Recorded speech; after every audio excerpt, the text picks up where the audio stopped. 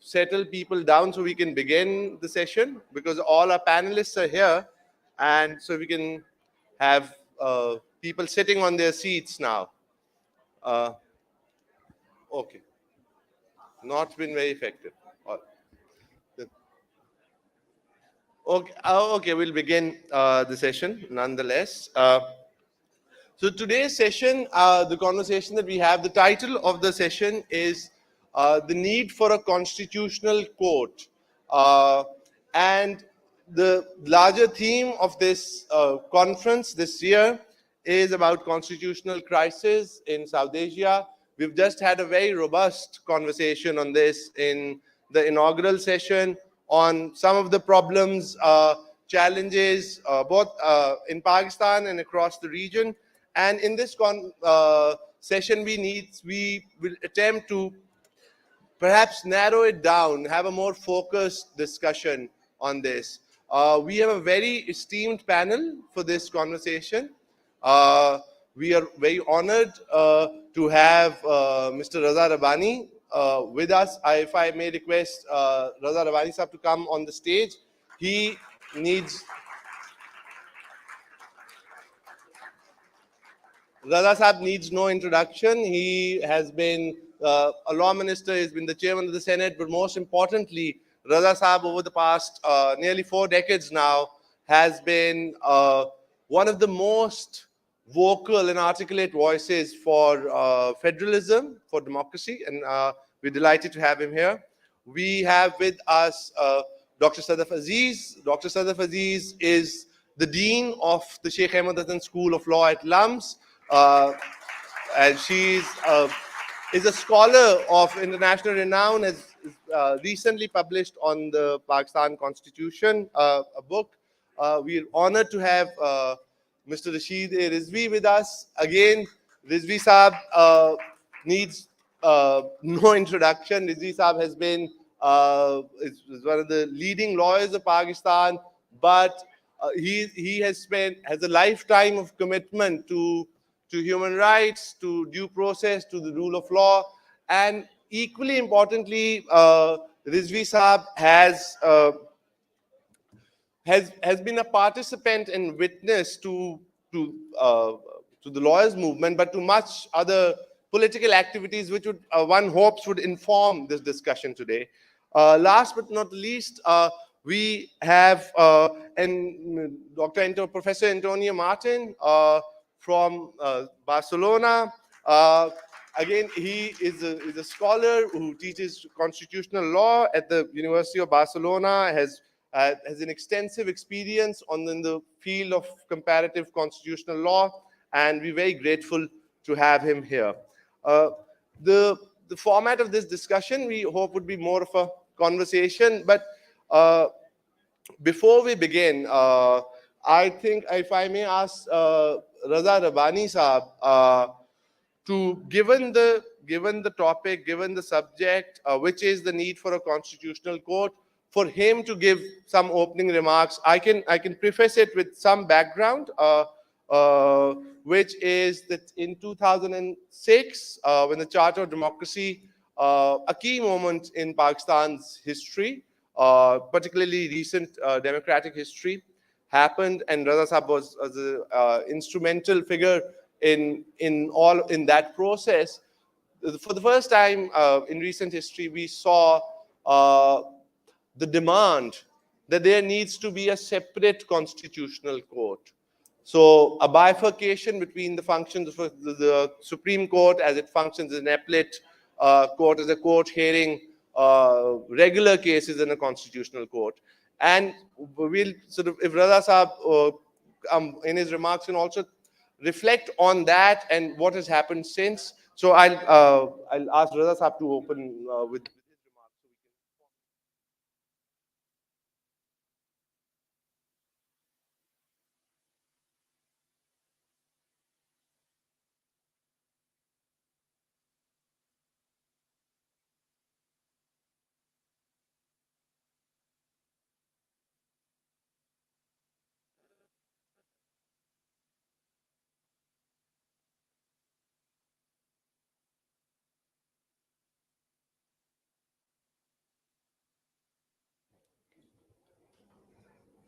First of all,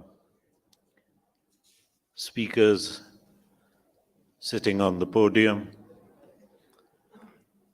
the distinguished Minister for Law, ladies and gentlemen, and my dear students.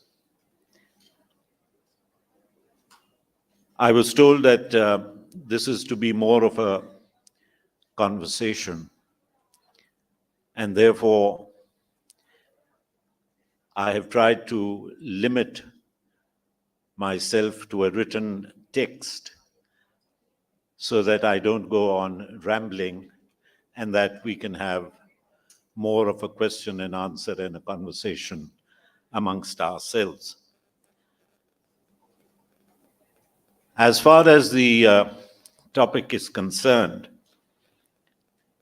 I have always found that an engagement with the Constitution of Pakistan, 1973, is like being in love.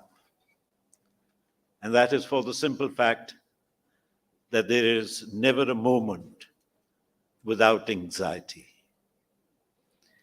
The Constitutional Court, as you all know, is an exercise is a special court that exercises only the power of constitutional review. The system was introduced by the Austrian scholar Hans Kelsen and is founded in the European states such as Austria, Germany, Italy, Spain, and its influence has also carried to Colombia, Russia, the Republic of Korea, Turkey, and Taiwan. The motivation in establishing the Constitutional Court is to create a strong and specialized judicial type of a body capable of enforcing a new constitution or a new constitutional deal. What is more important is that the court is also empowered to decide on abstract questions.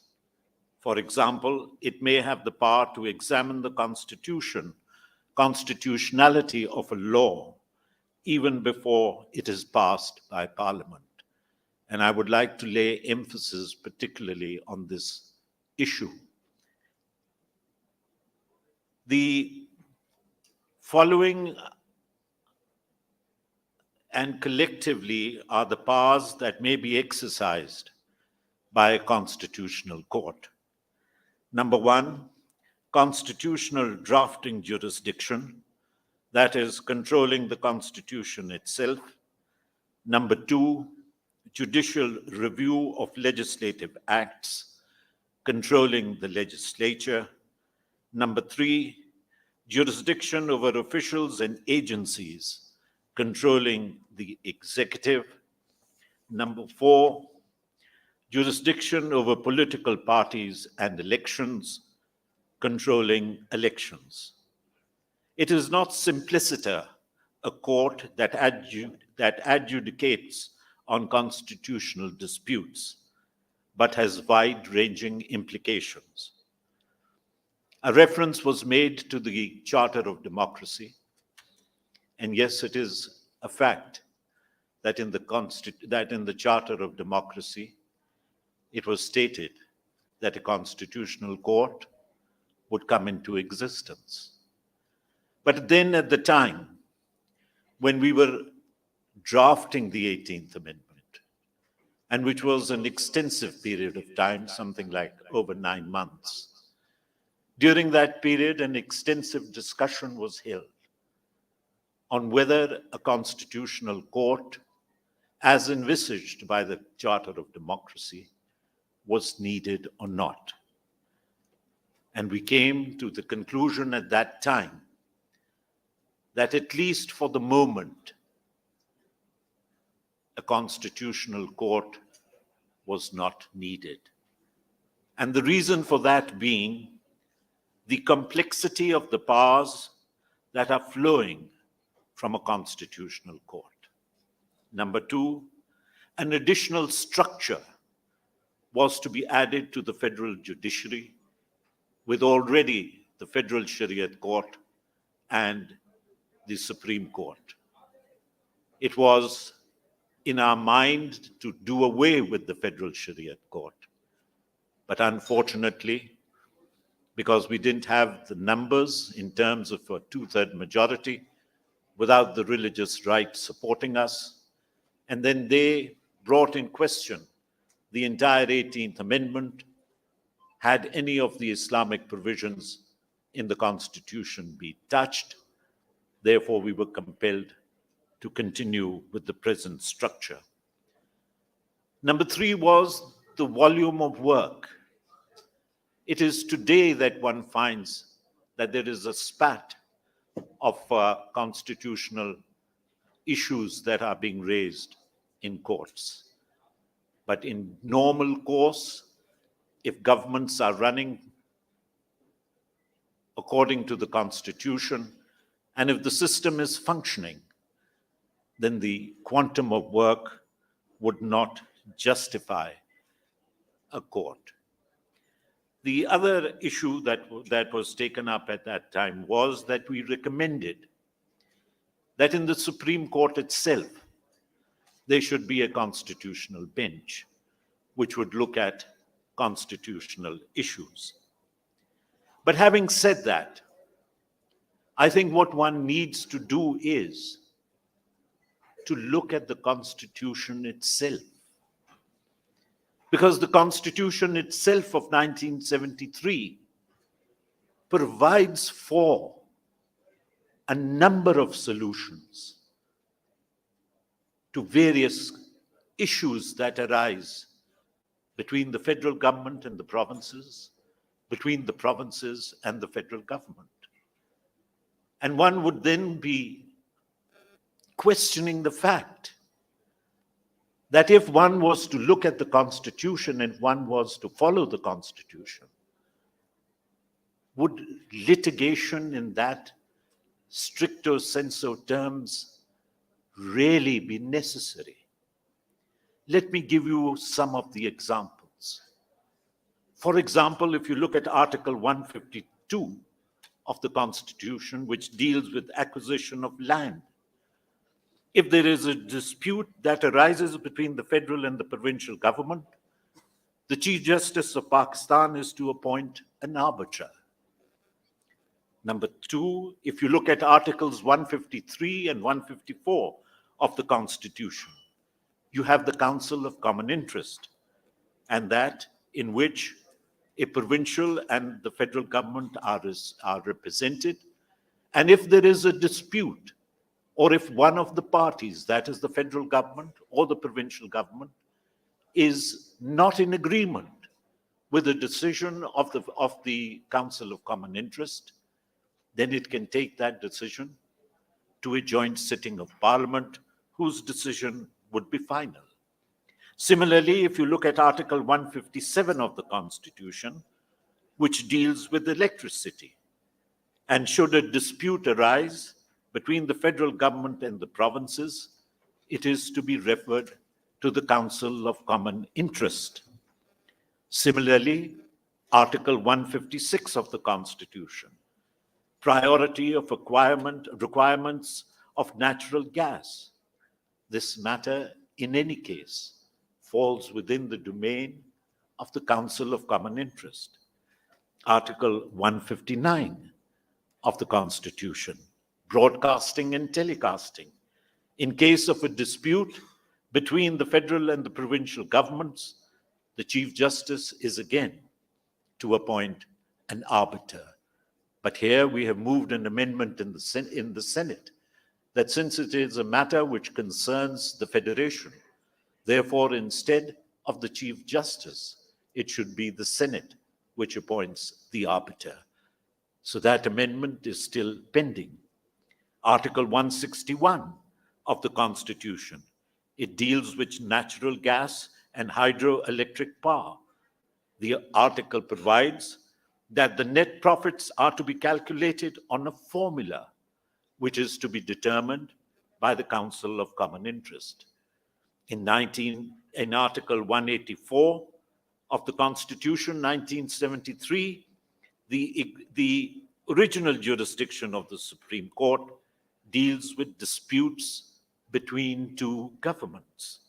Article 186 of the Constitution, the executive may refer a question in the advisory jurisdiction of the Supreme Court.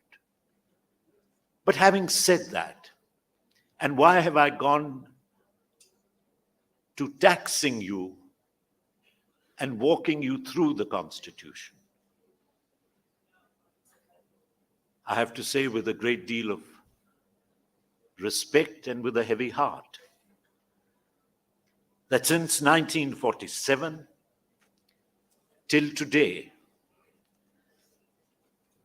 there has been a historical nexus in the power equation between Pakistan's establishment and the judiciary. This power equation, which is dominated by Pakistan's establishment,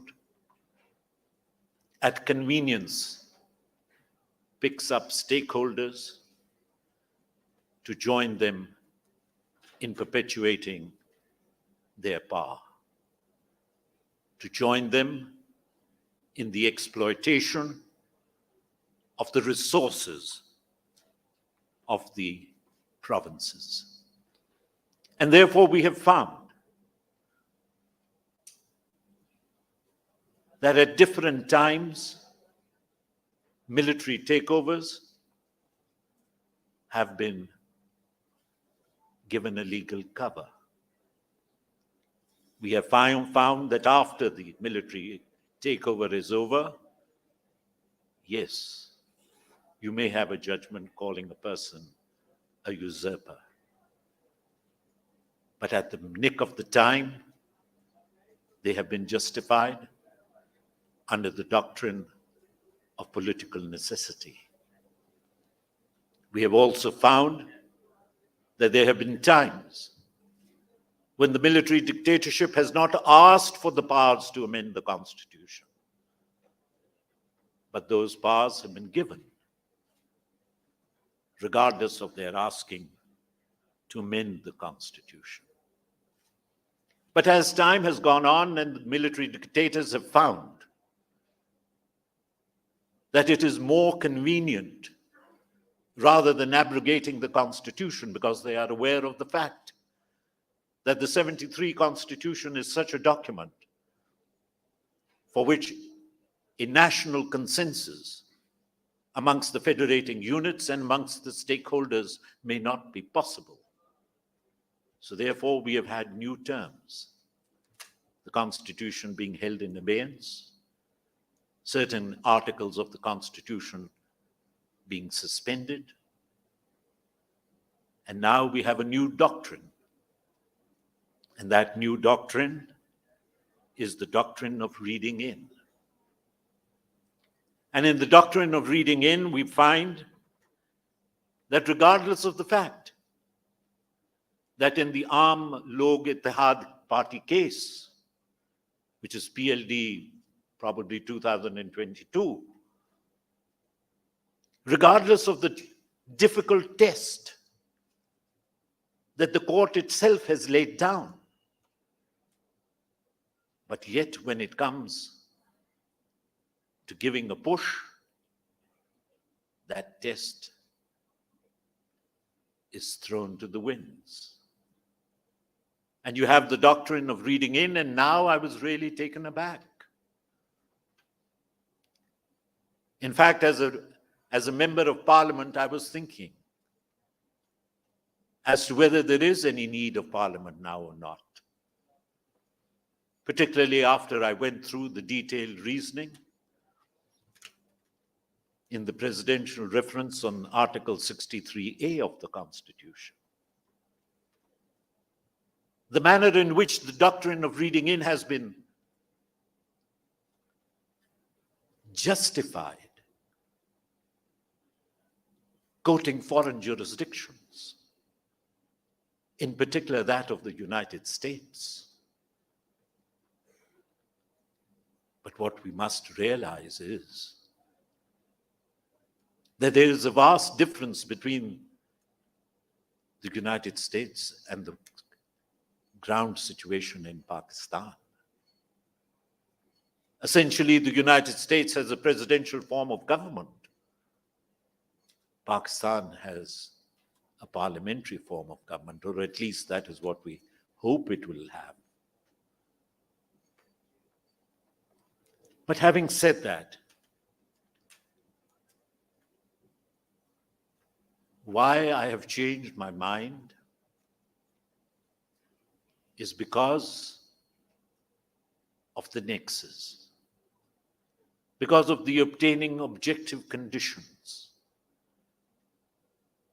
What in actual fact is needed is for all of us, including myself, and I include myself as number one. What is needed is a change in the mindset. Until and unless we change our mindset, we can have no matter what type of legislation, but it will end up at naught. You can have no matter what type of courts, but if the mindset continues to be the same, then the net result would also be the same. In conclusion, I would just like to say this much,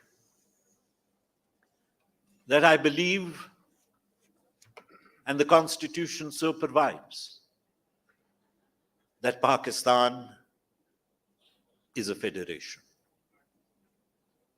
And after the 18th Amendment, Pakistan has become a participatory federalism.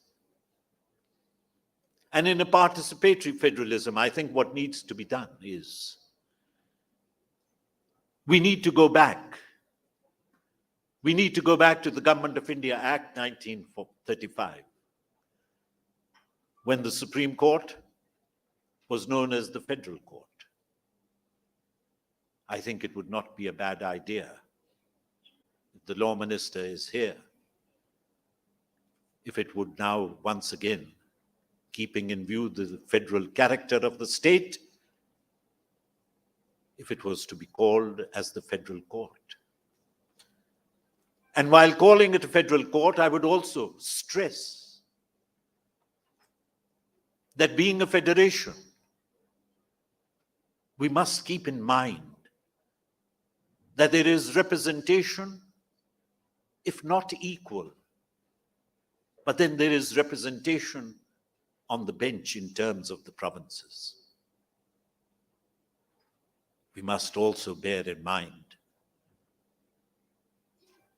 that while keeping this one issue of the provinces in mind, the criteria must also be laid down to the appointment of judges, in which seniority should be paramount. And I think that once there is a change in the mindset, then of course one can revisit the question, according to me, of whether a constitutional court is required or not. Thank you very much.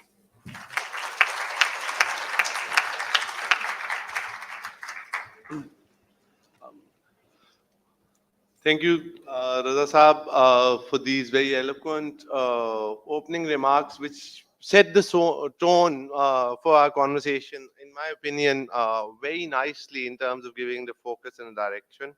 Now, while moving on to Rashid Rizvi Saab, part of this conversation when this was happening about a separate constitutional court, part of the thinking, it seems, was the Pakistani, as you wish, you can bet here, karo. Part of the thinking was that Pakistan has court, the Pakistani Supreme Court has too much power, which means that, as Raza Saab gave the example of the Article 63A judgment, where there is a difference between interpretation and reading in, and there is too much. The Supreme Court of Pakistan, having both all appellate jurisdiction, having all constitutional interpretation jurisdiction, uh, has the power, uh, converges institutionally in the Supreme Court, and within the Supreme Court it converges in the Chief Justice.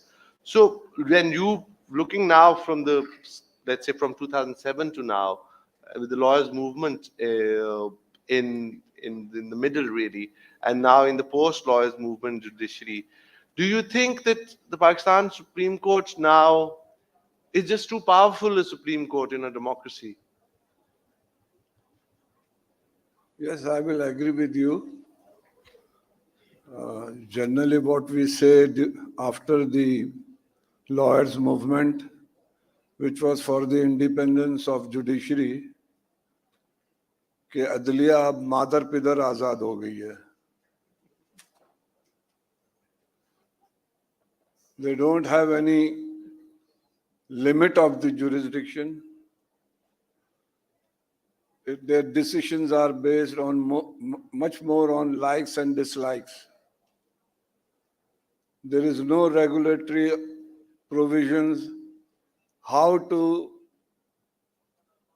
deal with the suo motu cases, how to regulate urgent matters and old matters and regular matters. They have totally forgotten what was decided by their peers in 1950, 60, 70, 80, 90. Their conduct has become so authoritative that even if a lawyer comes before the rostrum, they announce their decision, dismiss. I think judiciary has become more powerful after 2007.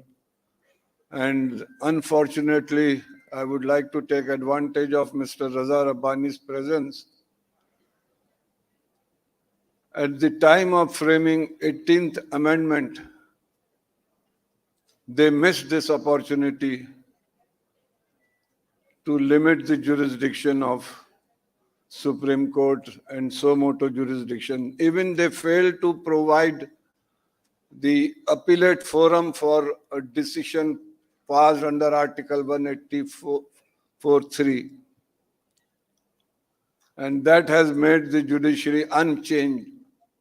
They have become absolute power. And now, after the recent decision of judges, all suo motu matters is to be dealt with by the Chief Justice Pakistan.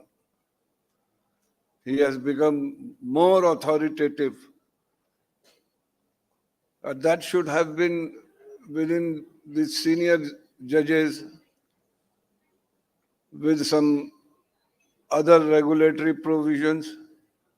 But I agree with you that after 2007, the judiciary is, and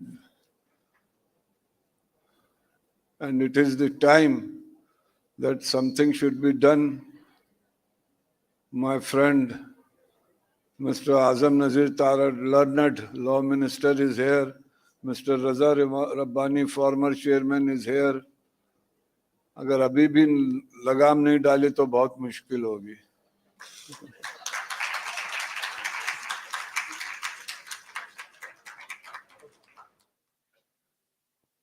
Okay.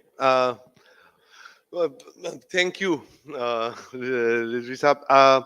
Now moving to Dr. Aziz, I think on a conceptual level, when we make this distinction between a constitutional court and a Supreme Court, like Raza Saab said about between a federal court and a Supreme Court, because, and we saw that before this constitution, we had a federal court. What at a practical level, how, even if we were to make a constitutional court, what would that entail? I mean, what how would that, because in Pakistan, the high courts are constitutional courts. They have writ jurisdictions. So it's not only the Supreme Court. So if we were going to make a court which is only specifically vested with, has the authority of, and passes decisions on constitutional matters, how would that, given the Pakistani framework, would work? How would we make, let's, if we were to make a constitutional court, how would we go about it? Well, I mean, certainly.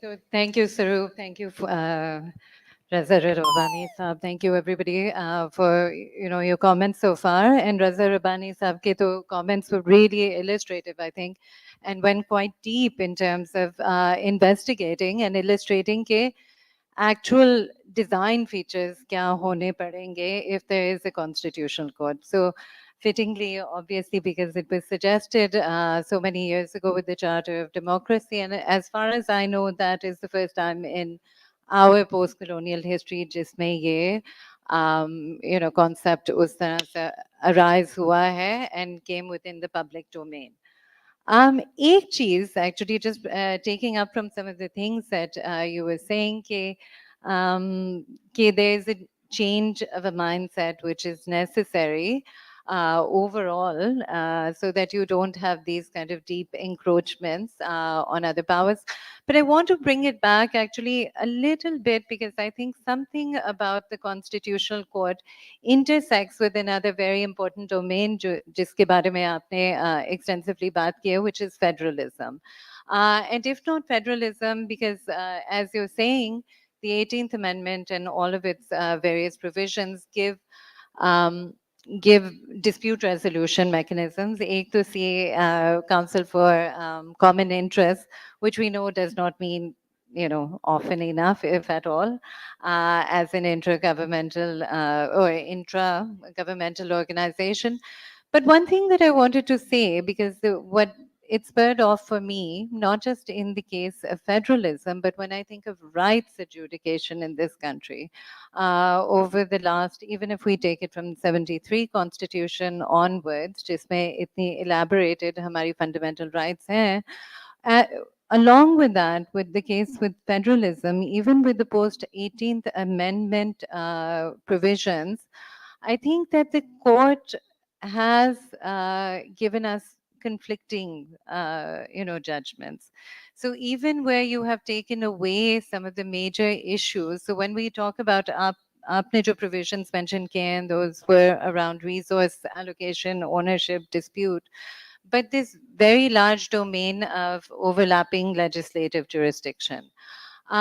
I feel like, and this is, I'm holding this at the back, that there may still be something to investigate in a constitutional court, which has both the resources, the time, and perhaps the insulation from other kinds of political pressure to work out, or to be able to both bring uniformity to vast expanses of jurisprudence, but also thereby to do it in a well deliberated fashion. So I'll just briefly say that post 18th Amendment, हमारे legislative overlap has been reduced to now a mini concurrent list, but we have sort of conflicting judgments on the expanse of those vis-a-vis federal and provincial powers. On the other hand, there was another instance. Yes, no, in the powers of provincial governments to invoke, federal legislative powers in order to provide uniform legislation.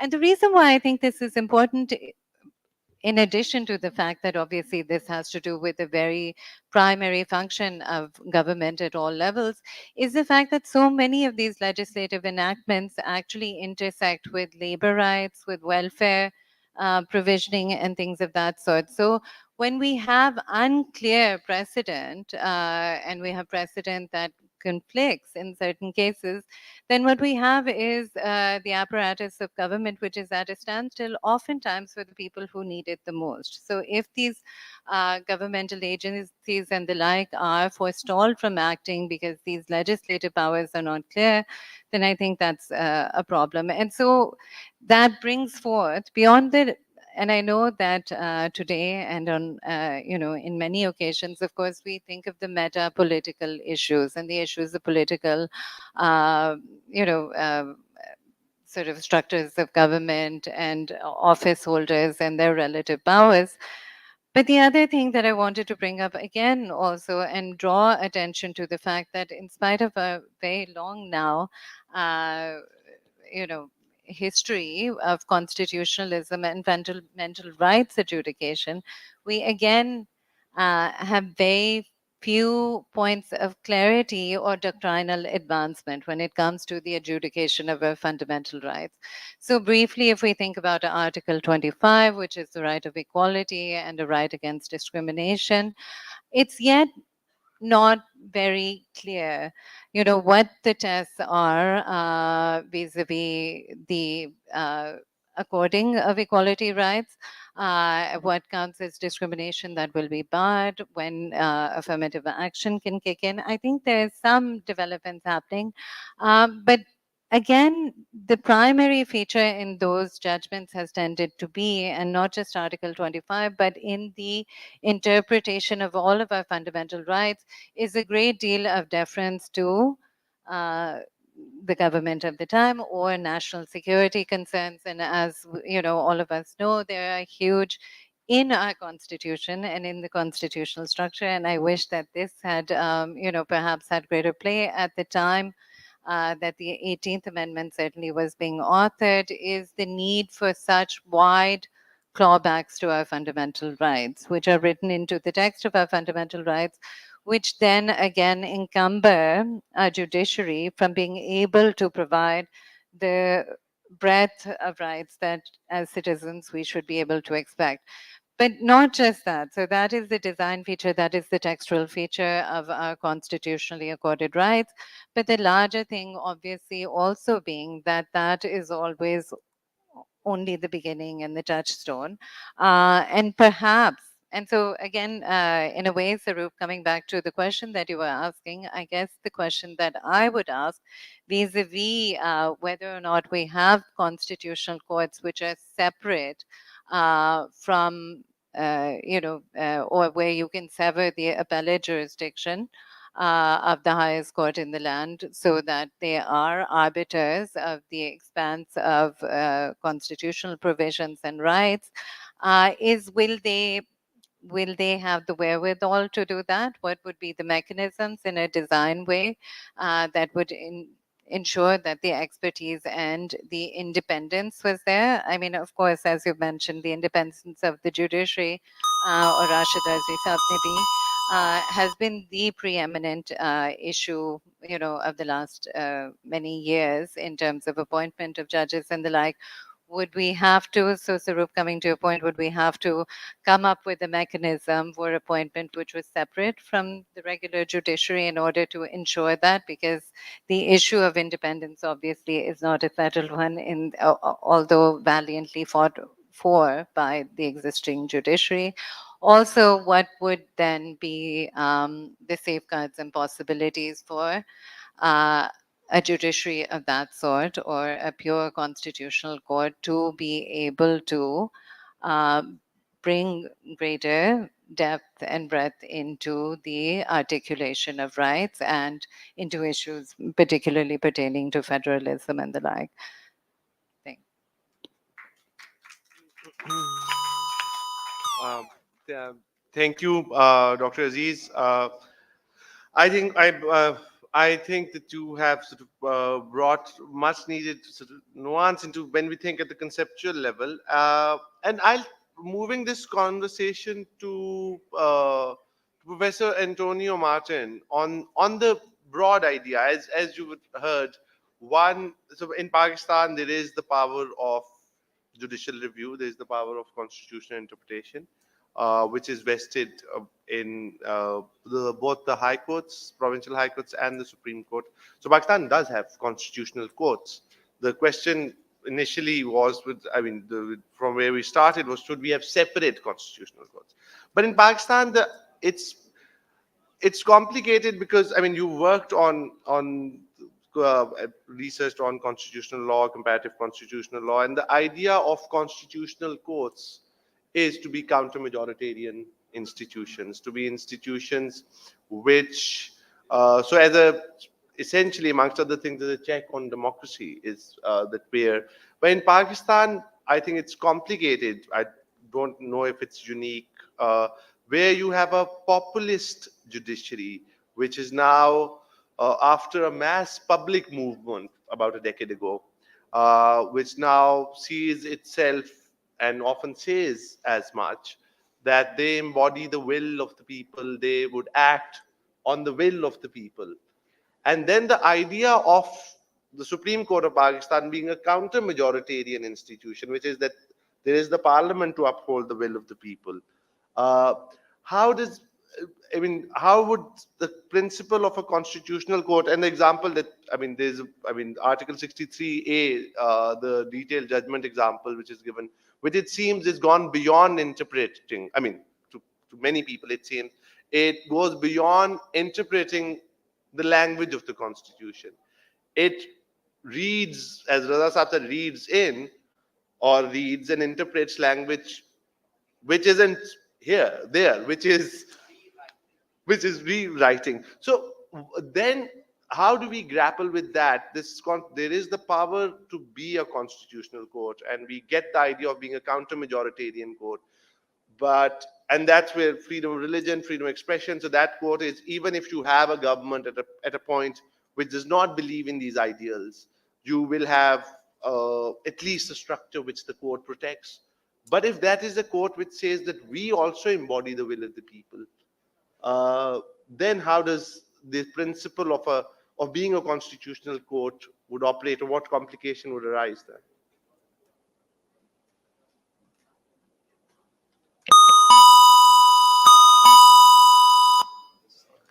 No, I don't know if you. All right. Can you hear me? I want to. It's working, I think. It's working? It is. No, it's not working. Okay. It's fine. I'll take this. Well, thank you. Thank you very much, Sarup, for the question. To start with, well, I'd like to thank, of course, the AGHS, the Jahangir family, for the celebration of this event. And also, I want to thank the Spanish Embassy for participating in this event and for having brought me here, or told me that this event was taking place. For me, it's really an honor to come to Pakistan, which is a country that, left the world in awe in 2007, 2008, with the lawyers' movement, 2007, right? 7, 8. There was really a moment of big emotion in the legal community worldwide. Going to your question, we have to consider that the Constitution in and of itself embodies values, principles, and policies that might be at odds at a certain given moment with the power in place in a country. So there is the dichotomy between a constituent power and the constituted power. In a way, you can say that the people of Pakistan in 2023 is subjugated by the people of Pakistan in 1973. You can say so. Or you can also look at it from another perspective. You can say that the people of Pakistan in 2022 is guided by the people of Pakistan and the constituent power in Pakistan in 1973. And you can say that if that constitution is granted normativity, if that constitution is binding, and as if it seems it is, and there is judicial review, then that can give wisdom to the rulers of Pakistan in the year 2022. Wisdom on the basis of the policies, principles, and values that were enshrined in the Constitution in 1973. Is that counter-majoritarian? Yes, but I think that the counter-majoritarian idea lies at the heart of the idea of a constitutional law. Also, in the case of the United States, the rulers of the United States are subjugated to what was decided in 1787. Of course, there is the power to modify the Constitution within the limits and according to the procedures set by the Constitutional Charter. Now, I think that you pointed at something interesting, which is the concept of judicial activism, and the threat that, in fact, the constitutional interpreter or the interpreter of the law, regardless of whether it is the Constitution or a legal act, that the interpreter of the law might be an activist and might be, in fact, exercising power, and not in the way that Montesquieu theorized about the legal interpreter, that should be the mouth that pronounces the words of the law, that is as a no power, as a neutral power. In fact, according to the theory, to the traditional theory of separation of powers, the legal interpreter should not wield power, should bow to the policy preferences, to the principles, and to the values that were decided by the decision makers, by the legislator, or by the constituent or constitution maker. Now, the question, I think, maybe should be, can a constitutional court tackle the problem of judicial activism? I think that's an interesting question, but that goes to, to what has just been said. What kind of design can we give to the Constitutional Court to ensure that the Constitutional Court will not be an extension of the judicial activism carried out by the ordinary judges? And of course, there are many types of designs. Usually they are referred as the German model or the Italian model. Basically trying to bring consensus as to the appointment of the judges, granting tenure to the judges. In the case of the United States, judges have a mandate, a term for life. And in the case of other countries, their terms might be non-renewable. I am optimistic regarding the prospect of a constitutional court as a way of addressing judicial activism if the constitutional court is well designed. We've been discussing here, Mr. Saravana Muttu this morning mentioned something. He mentioned that there is a cultural factor that might go on its way regardless of what the institutions are. I personally think that statement should be nuanced. I think that, in fact, institutions can shape cultures. So I do think that the legislator or the constitution maker could create a sort of ivory tower where judges could be isolated, detached from the more or less from the reality, from the day-to-day politics, and decide. I know that it's a little bit of a utopian thought, but I have faith in it, and I think that with the proper institutional design, if we make sure that the constitutional court is not politicized, by instance, granting this kind of tenure guarantees.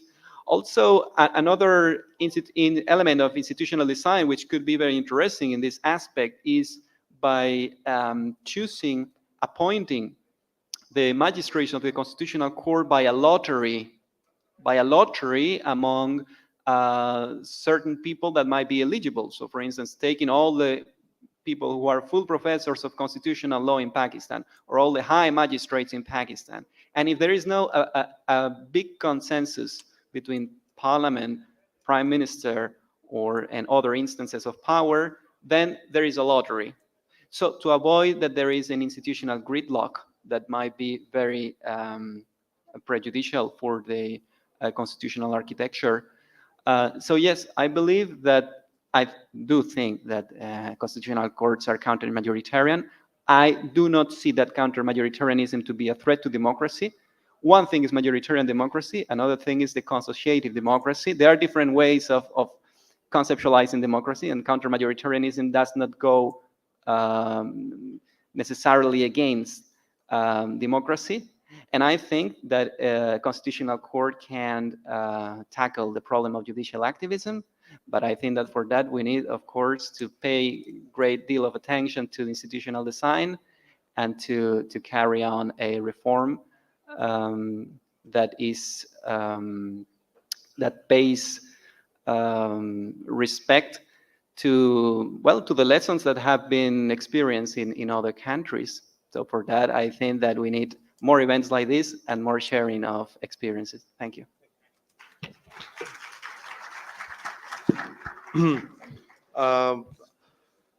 Thank you, Professor Antonio.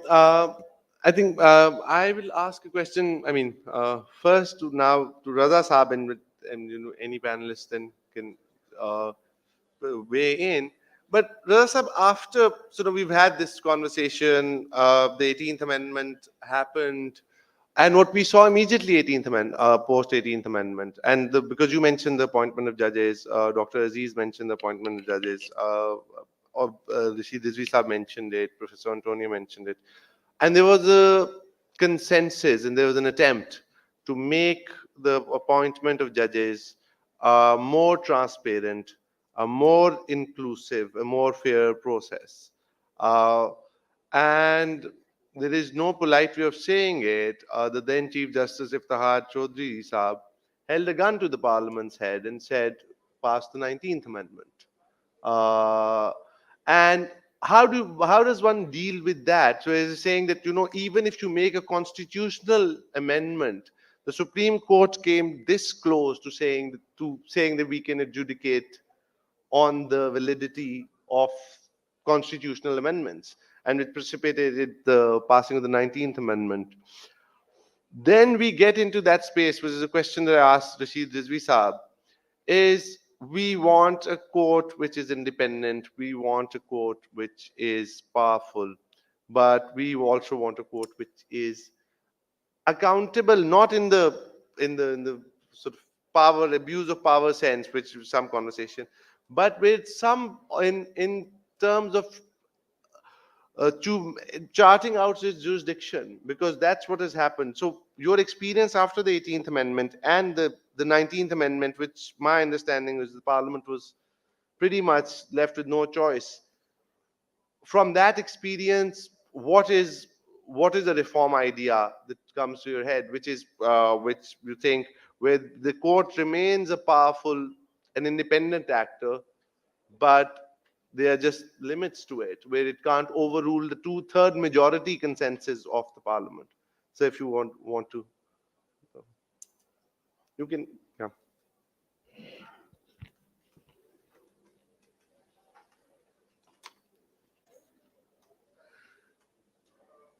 You have put a rather difficult question, but I'm grateful to you. You have said a lot of things which I may have been chary in saying, for the simple fact that I have to go back on before the bench also. So I'm grateful on that aspect. But coming back on a more serious note,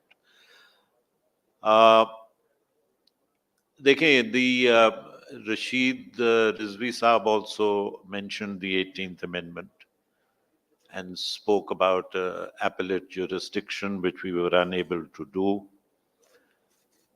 There were so many things that we wanted to do in the 18th Amendment, apart from the federal character of the Constitution. But there were certain political limitations.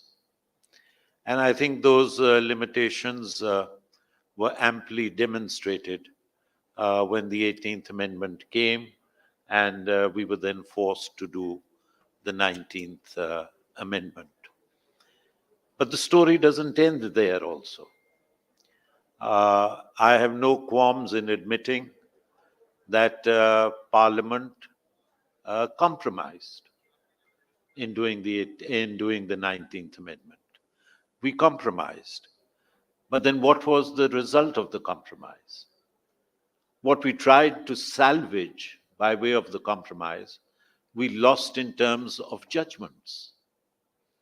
The 19th Amendment was also whittled down by petitions being filed and judgments coming, and some of the tone and tenor of the language of those judgments in the manner in which they treated Parliament is still a part of the various PLDs in which they are housed. So, to be very honest and very frank with you, there was something which I was going to say yesterday. I was going to say tomorrow in the session I am, but I think let me say it now and repeat it tomorrow.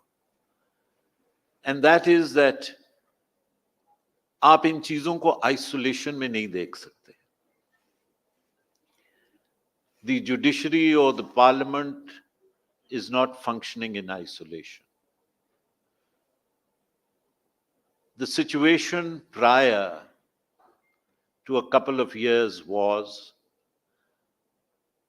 where there was a total monopoly of Pakistan's establishment,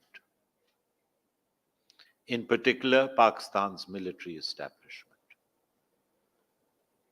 Now, over the last 4 or 5 years, we have seen a gradual change. And that gradual change is that from monopoly, we are shifting to dominance. And in that shift in dominance, you find all the traditional stakeholders who were supporting the monopoly now scuttering around trying to find their own place. It's not that they don't know the Constitution. They know the Constitution very well. They know what is the trichotomy in the Constitution. But they feel that this is a period of transition, and in that transition, if there is as much encroachment I can do in my field, let me do it. And therefore, I believe that until and unless there is a holistic approach to the entire issue, looking at issues in isolation and trying to look for reform agendas in isolation is not going to work. You will have another 19th Amendment, and you will have another judgment which will follow it.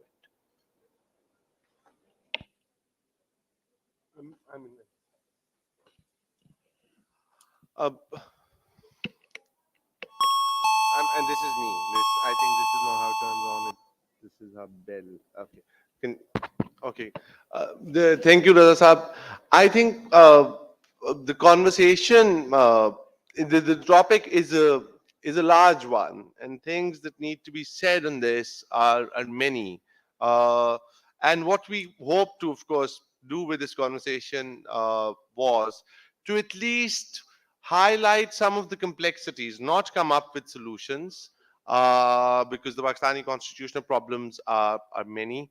But and so I'll now open this for about 15 minutes of questions. I mean, I don't know if there's a volunteer that I can take mics to people and what? 20 minutes of questions. Oh, okay, 15 to 20 minutes of question is what I've gathered. And yes, I mean, and my request would be, of course, keep your questions brief. کیونکہ بہت سے ایسے موضوعات ہیں, وکلاء کی gathering ہے, لوگوں کے اپنے خیالات بھی ہیں, ظاہر ہے بہت مفید خیالات ہوتے ہیں, مگر وہ سوال پہ زیادہ فوکس رکھیں تاکہ جو گفتگو ہے, جو مکالمہ ہے, وہ سیشن کے بعد بھی ہو سکتا ہے. جی, ان کے پاس مائک اگر لے جائیں کوئی.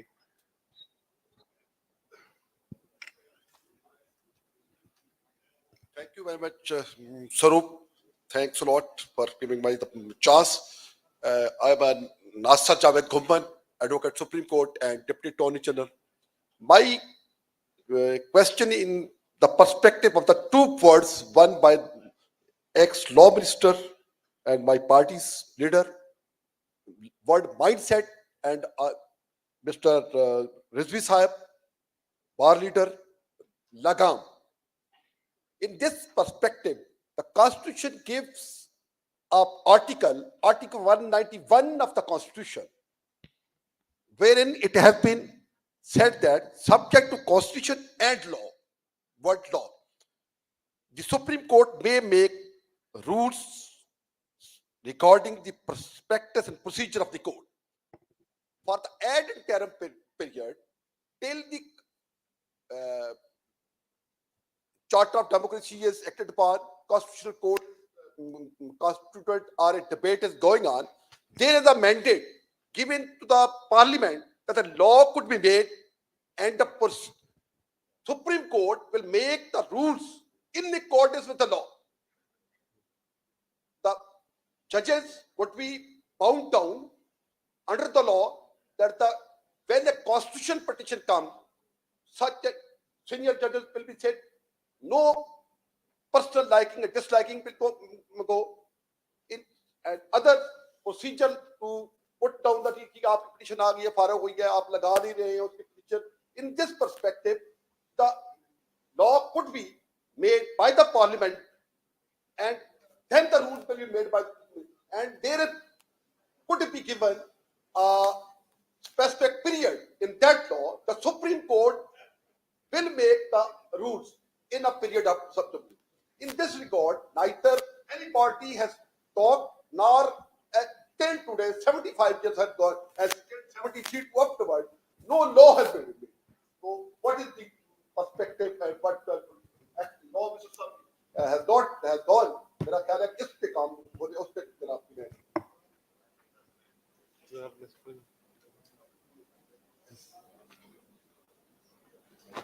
جی آپ کا شکریہ.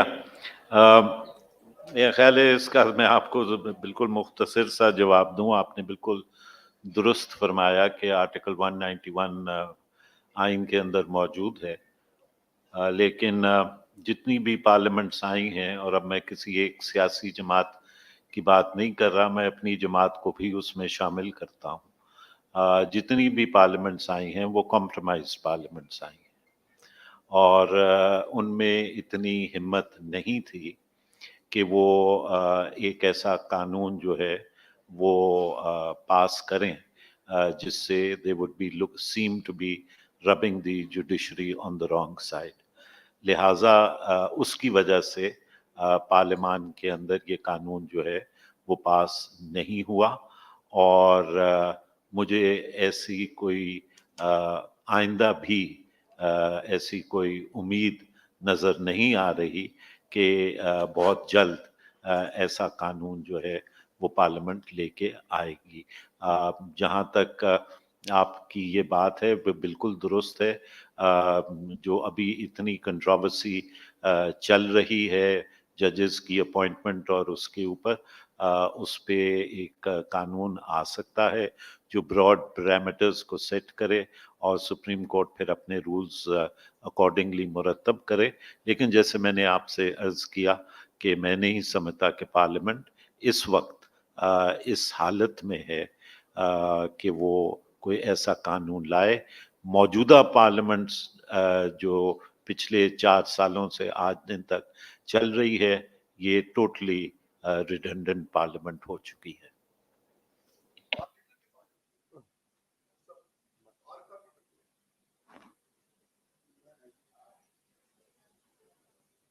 میں ایگری کروں گا رضا صاحب سے.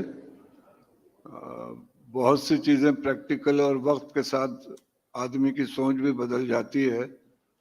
ہم جب لاء کالج میں پڑھتے تھے 72 کا انٹرم کانسٹیٹیوشن تھا اس وقت. ہمیں پڑھایا گیا تھا کہ اس ملک میں آئین میں 3 ادارے دیے گئے ہیں: legislature, judiciary and executive.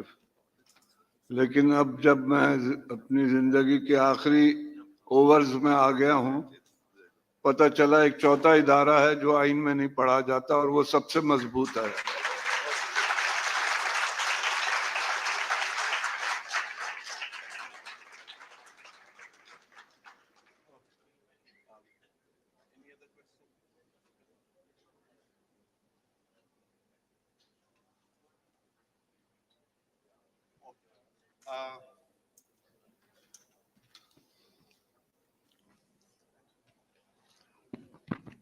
Thank you.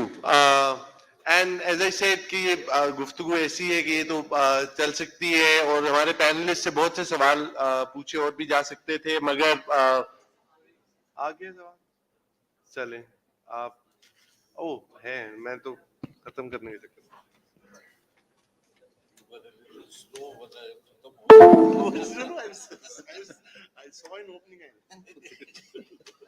جی میرا کوشچن ہے کہ ہم بات تو کر رہے ہیں کہ جو کانسٹیٹیوشنل کورٹس ہوں گی، لیکن ہمیں نہیں لگتا کہ اگر ہم کانسٹیٹیوشنل کورٹس کا کوئی بل پارلیمنٹ لے بھی آتی ہے اور it will be followed by a supreme court judgment, کیونکہ کوئی بھی اپنی ادارہ پاورز جو ہے ان کو آگے ویسٹ کرنے کو تیار نہیں ہے، تو ہمیں نہیں لگتا اس سے پہلے کہ independence of judiciary in it self کے جو اپوائنٹمنٹ آف ہائر جوڈیشری ہے، لائک سپریم کورٹ میں ایلیویشن ہے، اس پہ پہلے فوکس کیا جائے تاکہ جو سپیریئر ہے کسی بھی جو ہائی کورٹ کا جو چیف جسٹس ہے ہی ول بی ایلیویٹڈ.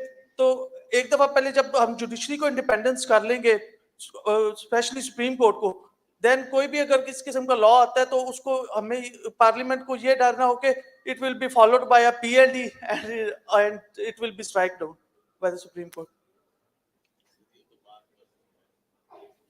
میں نہیں سمجھ پایا ہوں، آپ جواب دیں. میں آپ کی مجھ سے سوال آغاز پوچھا کیا؟ چلیے آپ دے دیں بات. کیا سوال تھا آپ کا بیٹا؟ یہ تھا کہ کانسٹیٹیوشنل کورٹ سے پہلے جو ابھی موجودہ کورٹ ہے اس کو انڈیپینڈنس اٹ سیلف کے ان کی جو ایلیویشن ہے، ٹھیک ہے، اس کو انڈیپینڈنٹ کر دیا جائے کہ جو سپیریئر ہے وہ ایلیویٹ ہو، بجائے کہ یہ پک اینڈ چوز، اور جو کہ پچھلے کافی عرصے سے ہم فیس کر رہے ہیں کہ جب یہ ایلیویشن کا مسئلہ آتا ہے تو کافی زیادہ بالکل آپ صحیح کہہ رہے ہیں. سینیورٹی کا رول فالو کرنا چاہیے، اور یہی آپ کی پاکستان بار کونسل کا بھی سٹینڈ یہی ہے، تمام بار ایسوسیشن کا سٹینڈ یہی ہے. اور جہاں تک آپ نے انڈیپینڈنس آف جوڈیشری کی بات کی ہے، مجھے یاد آ رہا ہے انڈین سپریم کورٹ کے ایک جج تھے وینکٹ تارا میاں. انہوں نے ایک مشہور کیس تھا ہز ہولینس کیسوانندا بھارتی کیس، اس میں کہا تھا انڈیپینڈنس آف جوڈیشری کو ڈسکس کرتے ہوئے، it is inner strength of a judge. It is inner strength of a judge which ensures independence of judiciary.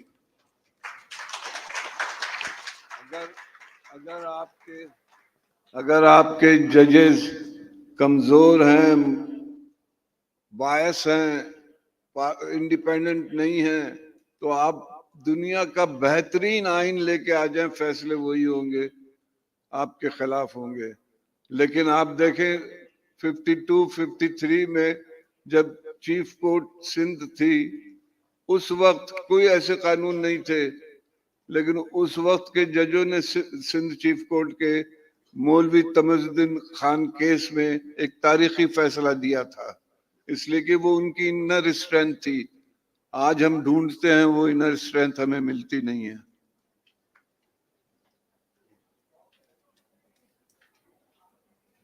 Shmimur Rahman Malik, Yes, a aap se student of poochiye lawyer. baat. My question is from Rashid Rizvi Saab. Sir, this is question, we are living in post-lawyers movement scenario now. What were the things you think that we missed, the Bar Association missed, or what were the things which were to be taken notice of by the judiciary, that our purpose of that lawyers movement was basically that rule of law, that the strengthening of constitution and democracy was to be strengthened, but we couldn't get those results from that constitution. And what do you think, because you were leading this movement from the front and we were just workers behind you, can you please guide us that what are the things, if in future some lawyers movement comes, and what should be I our... think that is the out of subject, beyond the subject. Okay, sir, I don't ask this question, sir. Subject out of syllabus आ गया है. ये याद करके नहीं आया था मैं.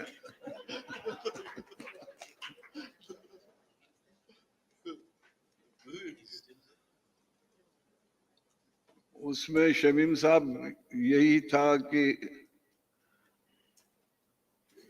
Chief justice Pakistan को रेस्टोरेशन की तहरीक थी, उसमें आज़ाद अदलिया के भी सवाल आया, जमहूरियत का भी सवाल आया, इसलिए कि माशाल्लाह डिक्टेटर बैठा हुआ था. उसमें हमसे जो बाद में गलतियां हुई हैं, उसका फल हमें मिल सका, हमारे तक पहुंच सका. और जुडिशरी जो है ना बेकाबू होती चली गई. जिन लोगों को अपने घर सही करने थे, हम उनके घर की दीवारें खड़ी कर रहे थे, छत डाल रहे थे, उन्होंने हमें बाहर निकाल के अपने जो घर बनाना शुरू किया, उसमें पड़ोसियों के भी, मोहल्ले वालों के, सबों के घर मिसमार कर दिए, और वो किला बन गया है अब सुप्रीम कोर्ट, जिसमें हम और आप नहीं जा सकते, एक आम वकील नहीं जा सकता, एक गरीब आदमी नहीं जा सकता है. मैं आपको एक बात कहूँ, मैं एक दिन सुप्रीम कोर्ट 3-3:30 बजे खत्म हुई, मैं अभी बाहर निकला कोर्ट 1 से, मैं जा रहा था, मुझे माजरत के साथ पंजाबी आती नहीं है, लेकिन एक साहब ने मोबाइल पे बात करनी शुरू की, बेचारे विलेजर लगते थे मुझे, कहने लगे थे इंसाफ लेना आए सी वो तरीख लेके जा रहे हैं. तो हमारा ये जुडिशियल सिस्टम है, जब तक ये आप नहीं बदलेंगे उस वक्त तक लोगों को रिलीफ नहीं मिलेगा, लोग खुश नहीं होंगे.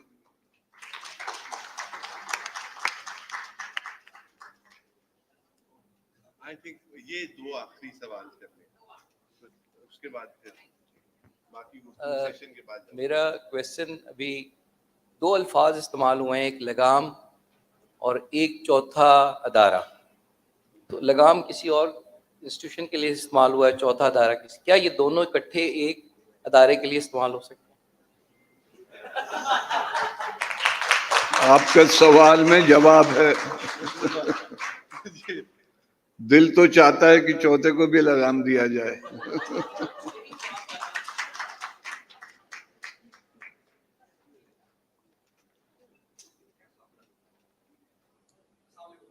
My name is Asma and I am from Punjab University Law College.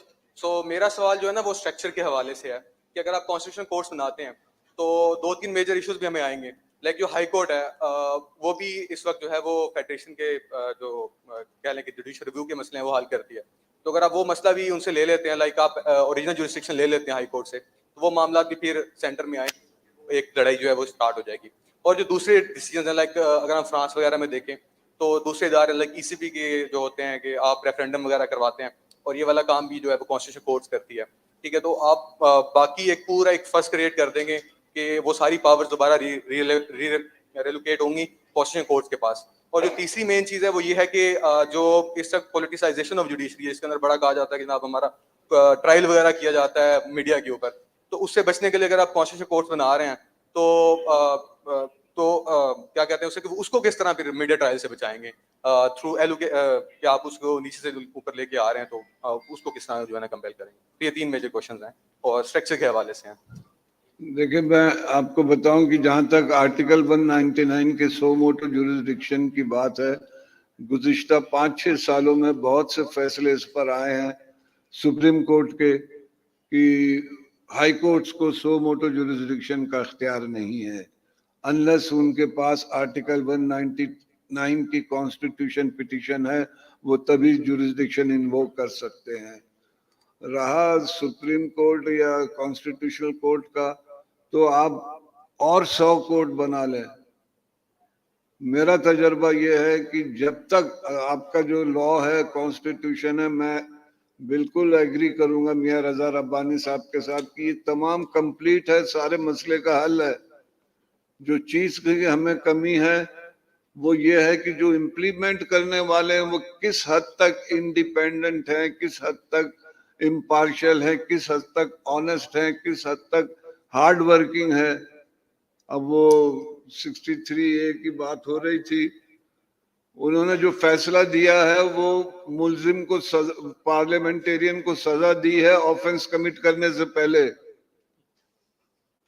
वो उसका ऑफेंस उस वक्त कंप्लीट होगा जब वो अपनी पार्टी के खिलाफ वोट डालेगा, लेकिन आप उसको सजा उससे पहले दे रहे हैं अटेम्प्ट की। तो इस किस्म के अगर आप और किसी वजह की और किसी बुनियाद पे इंटरप्रिटेशन हो रहा है कॉन्स्टिट्यूशन का, तो आप 10 को और कॉन्स्टिट्यूशनल कोर्ट बना लें। अगर मुझे ही बनना है जज, तो फिर तो यही हालत रहेगी, इम्प्रूवमेंट तो नहीं आएगी। Dr. Sadaf, if you want to add anything on the structure bit, जो उन्होंने बात की कि अगर बनाए तो और 199 की ओरिजिनल जुरिडिक्शन हम ले लें हाई कोर्ट से, तो how would that work in practice? अगर jurisdiction इस तरह से ली जाए, वैसे तो I think फर्क मॉडल्स हैं, so there is the possibility, एक तो यही कि there are constitutional courts जिस पे सिर्फ executive referral होती है या legislative referral होती है from the legislature, prior to the passage of a bill or after the passage of a bill. I think that there are other ongoing cases ka only to the extent that a constitutional interpretation is required for the application of a law or rule. ये हो सकता है. So I think it's not जब हम structure की बात करते हैं, it's not a zero sum or black and white game, right? So बहुत सी gradations हैं, possibilities हैं, and I believe other guests here may have other things to say about what the possibilities for structural reform are. So but I think मैं इस बात से भी agree करती हूँ कि to have invested a greater amount of resources in all the levels of the judiciary may also have been, a way of achieving, obviously, the dispensation of justice in a more equitable fashion for everybody engaged. So, ye design, again, these are questions, but koi hard and fast rule nahi hai, and I think that obviously the possibility of tailoring these things exists. And while we might, maybe our constitution has an answer to all of our ills, but to also be open to the possibility of redesign is also not a problem, because I think ये अगर सोचा जाए कि to fight extra constitutional powers that might compromise the integrity, independence, possibilities of interpretation within constitutional parameters, I think कुछ values की भी बात होती है कि against unitary interpretations, what are the ways in which we foster pluralism? And वो एक broader societal feature है. So I think if we keep in mind कि हम कौन सी values पे पहुंचना चाहते हैं, उसमें there is a role for constitutional redesign or tinkering as well, possibly. लेकिन obviously the political fallout of that is much more extreme. Thank you. I think we're running out of time because they need the hall. तो ये जैसे मैंने कहा कि ये गुफ्तगू जारी रह सकती है, आप पैनलिस्ट से भी बात कर सकते हैं, but we thank everybody for coming, and I especially thank the panelists, Raza Saab, Dr. Sadaf Aziz, Rashid Rizvi Saab, Professor Antonio. We are very grateful. It was a privilege, and thank you. Nice to meet you. You know everything. And top lawyers, and he was the lawyers movement that he was talking about. Rijisa was one of the leaders, the leading light to that. Dr. Aziz is the dean of Young's Law School. Raza Saab is